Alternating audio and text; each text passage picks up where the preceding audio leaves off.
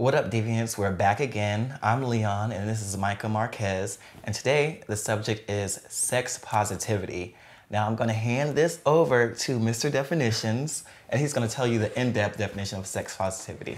Yes, so sex positivity is an attitude towards human sexuality that regards all consensual sexual activities as fundamentally healthy and pleasurable, and encourage sexual pleasure and experimentation.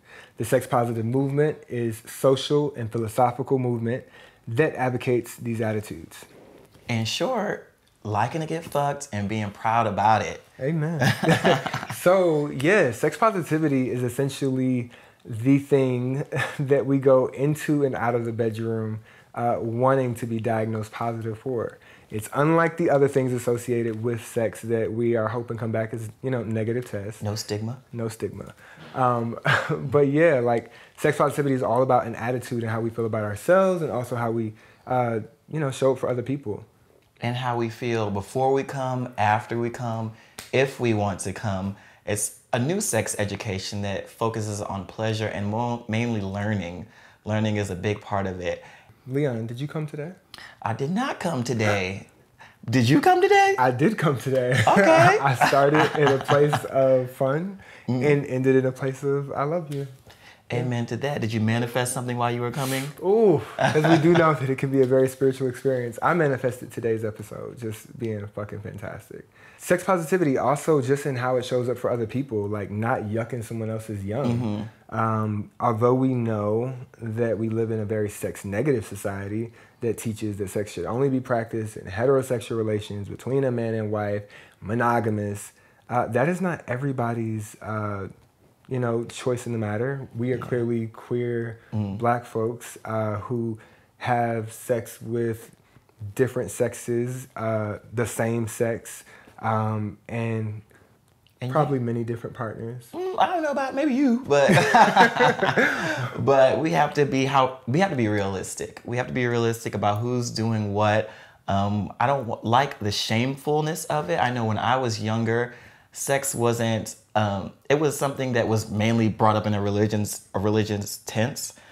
Yeah, we form all those like rules around sex, and I guess like we can talk about what kind of impacts that has when we show up in our lives sex negative. The International Society for Sexual Medicine found, first off, that sex positive folks are open to hearing about sex to try to understand their bodies. They're open to masturbation. They're also known to practice safer sex, as well as consent.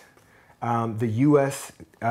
Department of Health and Human Services found that abstinence-only programs are ineffective, and they actually found an outbreak of syphilis and teen pregnancy in the Bible Belt in the South where abstinence-only programs were practiced. And that's crazy because all you doing in the South is probably fucking and trying to keep it a secret. I know I learned most about my body as a young kid in middle school, maybe even elementary school, when the kid came up to me and was like, "Have you ever had a boner?" Okay. And I was like, "What is a boner? I've never had that. I don't do that. I don't do boners." And then he was like, "Have you ever come?" And I've never heard that word before.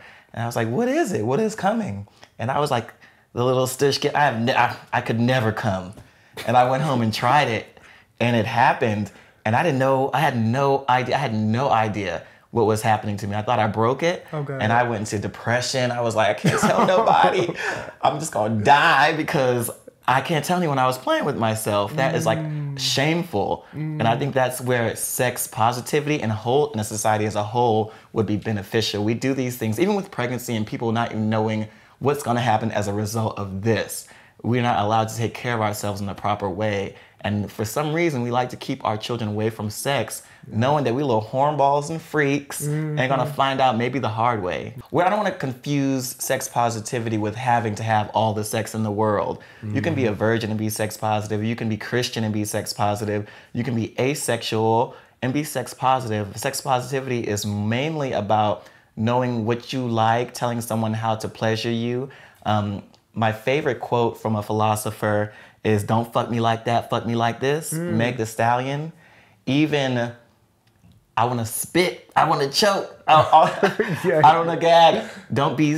I used to be scared of the dick. Now they'll lips to that shit. These are empowering terms. We see it as vulgar, But when you can get in the bedroom and say, I don't like this, do this. Or we can have a conversation about sex. Yeah, and I think sex positivity does so much to bring back agency to our bodies, to our minds, and to our sexual lives. And it's amazing to see Black and brown women bringing that to the forefront, bringing back sexual agencies to their bodies and their sexual bodies that have historically been objectified. And it can teach us so much. We have so much to learn from that, watching these powerful women take back control of their lives and their sexual lives. There's nothing more sex positive than a dick appointment. Today we have the pleasure of being in bed with Kenny Javon, DJ, cultural event curator, and creator of Dick Appointment in New York, which is one of New York's hottest parties. And I can't name a person who has been to it and hasn't left changed. It's like a crazy thing. Everybody I know is like, I love it, I can't wait to the next one. We're talking about sex positivity today with him, and I want to give you a chance, in case I've missed anything, to tell the people who you are. You kind of got everything, but Kenny Javon from Ohio, live in New York, started Dick Appointment, then became a DJ. And I don't know, it's just all for the community. I feel like we deserve the things I'm providing. Yeah, definitely. And what do you provide? Because you provide a place for people to come and be free. It's a safe place. Yeah. And what does consent look like in that place? Because Dick Appointment, if you don't know, you go there and you come fully body positive, fully sex positive, and fully in yourself. So I can imagine consent can look a little iffy. I don't know, but it was never like really designed to be like a sex party. But like people have like had sex at the party. It's beyond me. Yeah, and that feels like it brings back that like old New York. Like when you hear about New York parties and you get to New York and you're like, what the hell's going on? And it's not that. I found somebody in the bathroom last night in the store. Like, that's the fun part. That is what I'm talking about. You know, I'm here all for that. And what do you do when you find someone doing that? You just close the door and leave, or? Yeah, let them do their thing. That's their business. You know, I can mind my business. Yeah. How would you define sex positivity in your space? It's just being liberated. I feel like that's a part of being sexual positivity. Just being liberated, owning yourself, owning your truth. And what is a moment that you won't forget in creating this safe space? So many. Like that moment when you were just like, wow. Probably when we first started, it kind of literally was only supposed to be like a party, but it like became a brand after the party, and now it's like bigger than me. Yeah. And that was like literally never the plan. So that's kind of like, wow. How is it branding it with the name Dick Appointment? Like, do you ever run into any people who are like, well, we can't? Oh, all the time. Really? White people. Oh, all yeah. the time. That's what happens. That's what happens. A lot of people ignore me or don't take it serious because of the name Dick Appointment. I feel like that kind of, not saying it has put me on the plateau, but like it, I don't know, it's a little controversy. Yeah, but it's not too many brands want to get behind Dick Appointment because of the name Dick Appointment. Yeah, I hate that for them because you guys brand so well. Like every one of your invites is so like specific and intentional, and it makes you be like, okay, this is how. And y'all work with so many other people. Like you guys work with so many other, just not even promoters, but influencers, DJs. Y'all open up this space for people to create this thing. New York. A lot of us aren't from here. Like I'm not from here, so I feel like Dick Appointment is a little bit of home for me. Okay, and I feel like a lot of people feel the same way. So you from Ohio. So what was it in Ohio that was like bringing you to this Dick Appointment space? I like hood music. I grew up in the hood. Kind of grew up in the hood. Like, you know, medium ghetto. But like, I like hood shit, rap music, shit that you don't get in. You don't get that here at all. You get unta, or some Spanish fast music. But yeah, and y'all play bounce. Like that is something you don't hear, and I love that. Like, it's just all about having a good time. Like, and it's just true to me. I play what I want to hear. Yeah. If I can dance, you can dance. If not, like, just it's any place for you. Yeah, that is a big thing. So did you go into DJing after Dick Appointment, or okay, just because like you want to hear what you want to hear? Yeah, and I had to like stop telling DJs what to play. Yeah, and just craft it. That's irritating as fuck. It is. It's what to play. It's irritating to them. It is irritating. That led me into DJing. So. Okay, I have a friend. He used to come to Trappy, lives in Brooklyn, and then he was just like, you know, this is just the vibe. Like this is it. And I love hearing that because there should be more queer parties, there should be more black gay parties. We shouldn't feel so limited. There's not many black gay parties. And it shouldn't just be like a night or this and this and that. We deserve it. Yeah. That's my thing. We deserve it. Like, we deserve a lot of shit that we don't have. White people get every fucking thing. They do, especially in New York, because like it's hell New York is white. trying to get a space. It's like hell trying to get a space, Who and are you you tell them telling? who's It coming. was hell in Atlanta, but Oh, that's just because Lord. they're ghetto and they didn't email me back. I emailed like probably 20, 30 venues. Oh, gosh. No one emailed me back. It took like someone to connect me with somebody. Because nobody really believes, like, people, I hate that venues are like money focused, whereas the party is going to bring the money, but you're going to create this experience that is probably going to make their And venue. that's my thing. It's an experience to me. Like, it's literally an experience. We're going to have a good night. We're going to remember this forever. We won't be here in 20 years. Yeah, and if you do it enough, that venue is going to be like, oh yeah, come here, come. You're going to create. That was Holo. that venue. Like, I kind of made Holo at Yeah, that I time. never heard about it before you.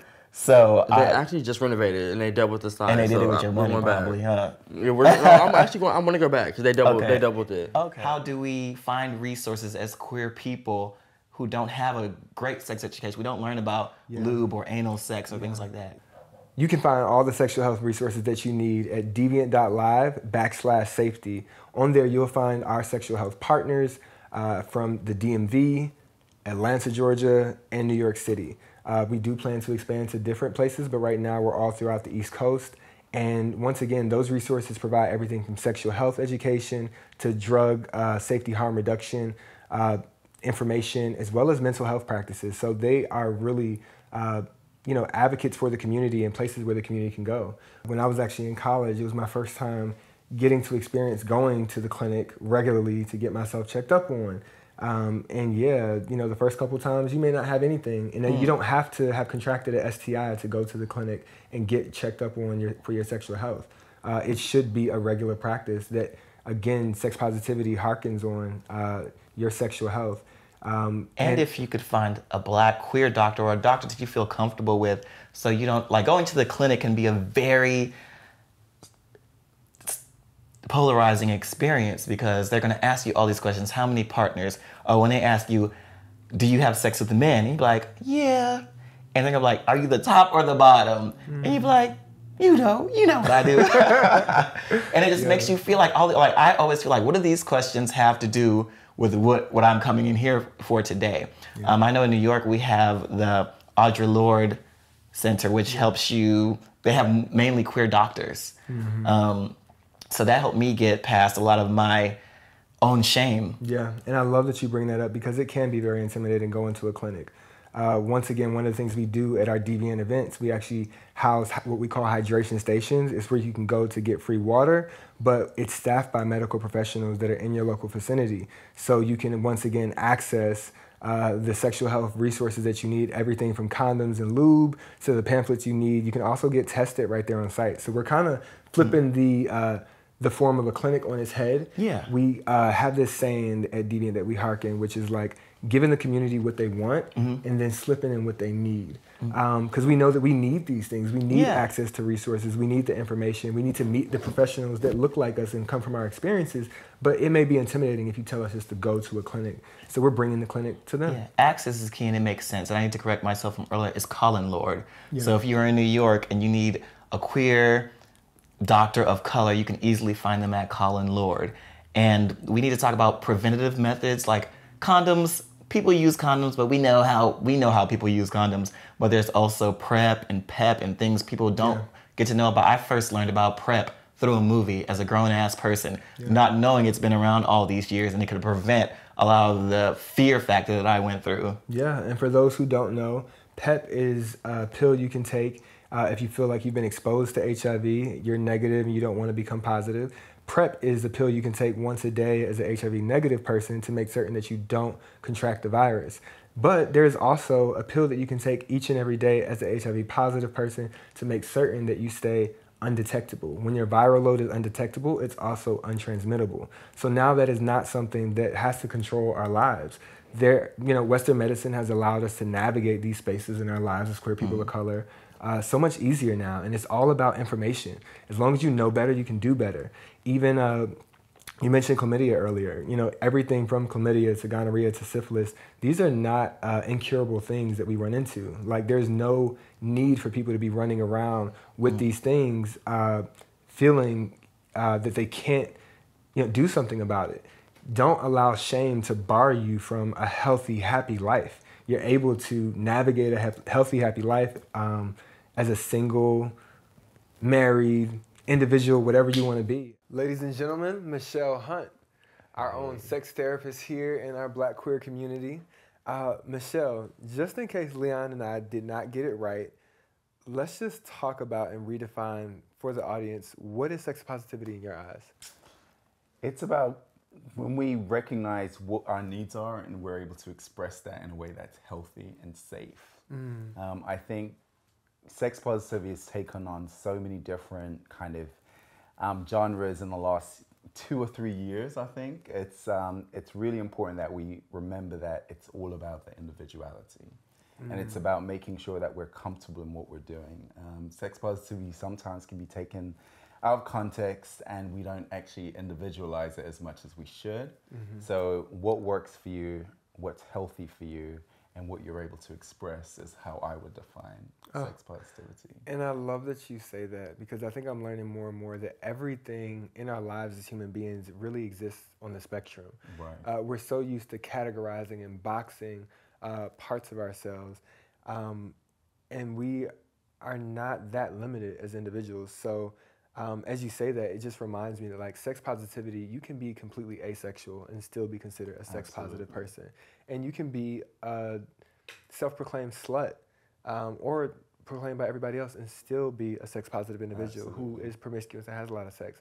And it's about the attitude, the education, the consent. Like that is what defines us as sex positive individuals. Awesome. And if it works for you, because I think oftentimes we try to fit into these boxes that are labeled for us, and we try to mold ourselves to fit into that label. Yeah. And that doesn't always work. And then, in fact, sometimes it's unhealthy to fit into labels because they work with other people when it's not working for us. So I think individuality, absolutely, I think is important. As you say this, I must present my bias as a Black queer person, right? Sex positivity for me, I often deem it as something that is a liberation of the mind. I often look at it as decolonizing my mind, because we live in such a sex negative society that I know is authored by white, cisgender, heterosexual people. And I look at myself as a Black queer person, and I'm like, if I were to undo all the sex negativity that's been taught to me throughout my life, that includes the heteronormativity, that includes the racism, like who were we before we were told not to be? What do you think our lives look like as Black queer people before colonization? I know it's such a weird question to ask, but imagine. I think that's a great perspective, actually, and I think it's important that we think about what life would be like without all the narratives that we've been taught and the belief system that we've been raised to encapsulate our lives. I think without all of that, without the colonization, without all the historic context that has marred what sex is for us, I think we'll be a lot more liberated. Yeah. I think we're so boxed in by our labels that for a lot of people, sexual liberation is literally about how much they can fuck, how many people they can fuck. And it really doesn't encompass the mindset that says, is this working for me? Is this healthy for me? Yeah. Because for a lot of us, sex has always been the only way we define ourselves as gay people or as queer people. Yeah. It's always been about our sexuality. Yeah. And the liberation of that really isn't just about sexual activities, but it's about how do you feel about yourself outside of being sexual, and broadening the perspective of how we see ourselves as humans, not just as sexual beings. And I think when you think about the colonization, we've been conditioned to minimize how we see ourselves in the world, how we see ourselves in other people's eyes. And I just think liberation is really important. You and I have spoken about this before. Yeah. And I think, just being liberated is really important for sexuality, but also for human living. for us to experience the best of what life has to offer, we have to be liberated. You to tell me about this tool and how important it is as we get to know ourselves. How important this tool is in masturbation. Oh, I love that. For Black and brown queer folks, as we get to know ourselves. Because I know that in sex negativity, they teach us that like orgasms for women is a bad thing. You shouldn't be sexual unless you're married, and even then don't think about your orgasm. All of that stuff that doesn't really apply anymore. They don't even teach us sex education and how to do it as Black queer boys and anal sex. So oh my God. Tell me about this thing. Well, anal sex, you know, is a lot of fun. Yeah, I wouldn't. Oh yeah. And in order for it to be even more fun, we need some of this. We need our lubrication, and of course, we talk about natural lubrication, and people think that it's better to have natural lubrication. We don't all get naturally lubricated when we're stimulated. So I think using lubrication is incredibly important. And this one is, you know, one particular brand, but there's so many other types of lubrication. What about this is lubrication? Is that like a good or bad thing? We're branding Vaseline now.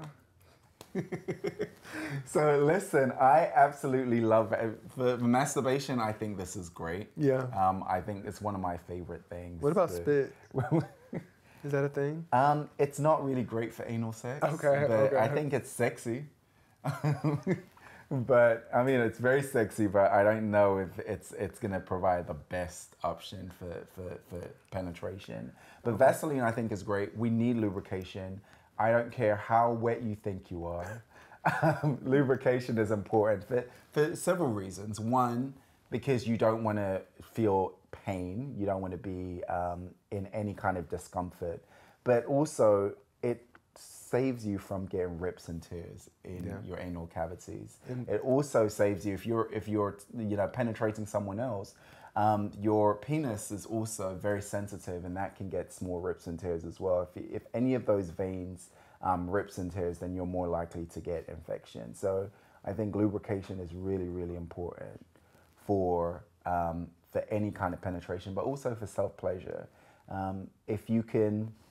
So one of the things I do is tantric sex, and you teach in those courses, I teach people how to love themselves, how to feel themselves, how to experience different sensations and touch. And lubrication helps to change and you know, kind of go through the different motions of what touch feels like and different sensations. So yes, lubrication is. I know you've mentioned consent. How important is consent? Like, is it just like, am I just after my pleasure? Yeah. Or so I think consent is a huge, huge, huge part of sex positivity, but also pleasure.